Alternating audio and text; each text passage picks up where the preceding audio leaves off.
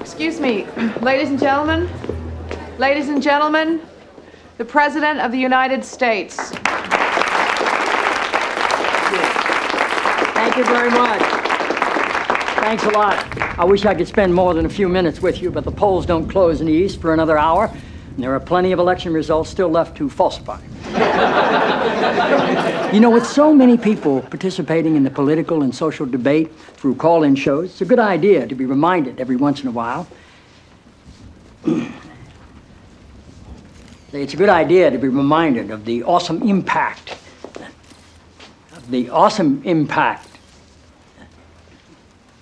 I'm sorry. You're Dr. Jenna Jacobs, right? Yes, sir. It's good to have you here. Thank you. The awesome impact of the airwaves and how that translates into the furthering of our national discussions, but obviously also how it can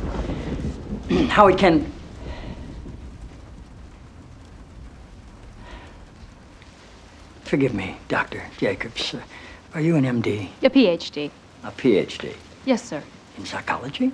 No, sir. Theology? No. Social work? I have a PhD in English literature. I'm asking because on your show, people call in for advice, and you go by the name Dr. Jacobs on your show, and I didn't know if maybe your listeners were confused by that and assumed you had advanced training in psychology, theology, or healthcare. I don't believe they are confused, no, sir. Good. I like your show. I like how you call homosexuality an abomination.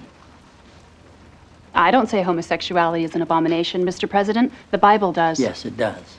Leviticus. 18:22. Chapter and verse. I wanted to ask you a couple of questions while I had you here. I'm interested in selling my youngest daughter into slavery, as sanctioned in Exodus 21:7.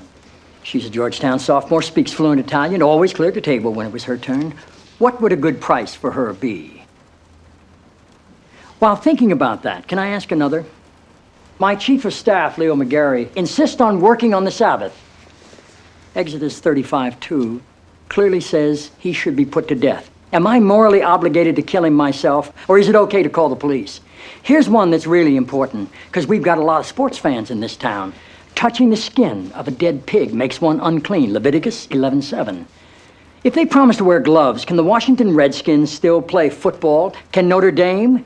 Can West Point? Does the whole town really have to be together to stone my brother John for planting different crops side by side? Can I burn my mother in a small family gathering for wearing garments made from two different threads?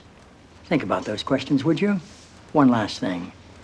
While you may be mistaking this for your monthly meeting of the ignorant tight-ass club, in this building when the president stands, nobody sits.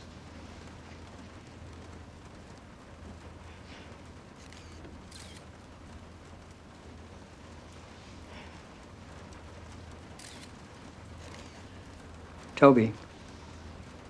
Yes, Mr. President. That's how I beat him.